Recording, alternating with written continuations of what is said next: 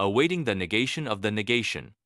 Following the civilizations and cultures of Mesopotamia and Egypt from 3500 before Common Era to the 1st century before Common Era, an emerging Indo-European culture settles in the Greek islands of the Mediterranean basin.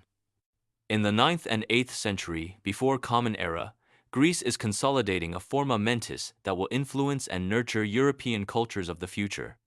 It's the time of great myths, of epic literature, the heroic age of Greek culture. Homer and Hesiod, mythmakers and poets, the ethos of a civilization in the making. Oral or written, the tradition of the Greek genius starts with them. From the geometric age to classical Greek culture will pass roughly 300 years of development, struggle, colonies, wars, revolts, peace, alliances, expeditions.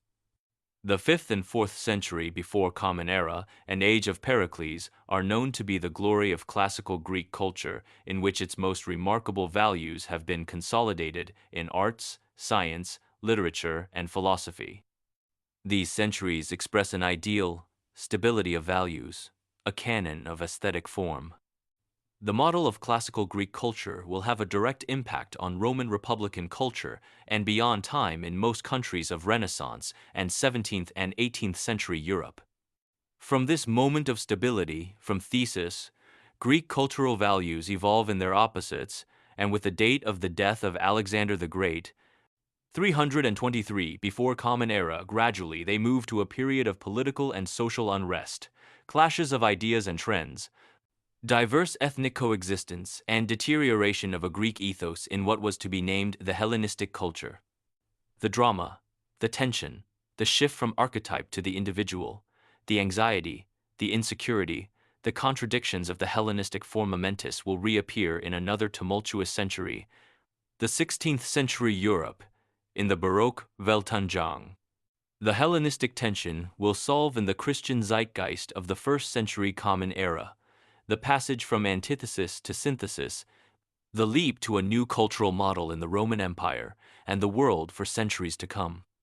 Arts and architecture will create a new aesthetic form, the Christian art starting with the 2nd century Common Era.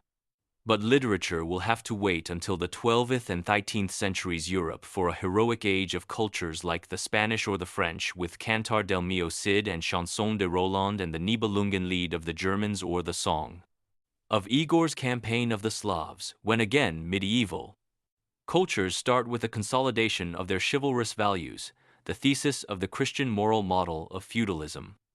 A monumental work of the Catholic West is Dante's Divina Commedia, 1320. From this date to the publication of Pico della Mirandola's Oration on the Dignity of Man in 1496, more than a century will pass. The antithesis started with Averroism and Siger of Brabant in the previous centuries will be completed by the 14th century, when Reformation and Counter-Reformation will have an impact on culture in what was called the Baroque style. From the Renaissance Italy with a class of merchants and bankers in ascendance in the 14th century, Europe will develop a bourgeoisie by the 17th and 18th centuries that will consolidate new values and ideals of knowledge and reason in the scientific revolution and the new classical era, the Enlightenment. This is the leap to a new societal model, the bourgeois zeitgeist. This new societal model will have its expression in the wave of revolutions in 1848 Europe's Spring of Nations. Carrying out a model of scientific progress, the bourgeoisie of the 19th and 20th centuries developed in Europe and the Americas national cultures with a variety of literary and artistic genres and styles, with important philosophical contributions and the creation and new fields of research and science. Culture passes from modernism in late 19th century to early 20th century to postmodernism in the second half of the 20th century and beyond. As a culture, the capitalist society lives a period of antithesis on 5 continents. For the third time in history, there is a déjà vu of a Hellenistic period, today with the mark of the globalized neoliberalism and its consumerist culture.